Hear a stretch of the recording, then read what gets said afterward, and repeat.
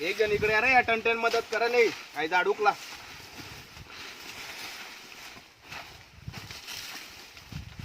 राम राम, जय श्रीराम, जय खानदेश. बाबू पुरे आपले पैलवान लटकले बागच्या हालत पा. पुरा असं म्हणजे कुठे मोठे झाडं निघाले असे डायरेक्ट म्हणजे उकळून गेलेले आहे ना, ते लावत नाही आम्ही. फक्त जे आडे पडलेले तेच, म्हणजे ज्या झाडांमध्ये जीव उरलेला आहे ना तो वापस आता त्याच्यात जीव टाकणार भाऊ. झालाय खर्च तर काय करता, आता देवाची कृपा एवढी पुरा बाग पाडून टाकला होता.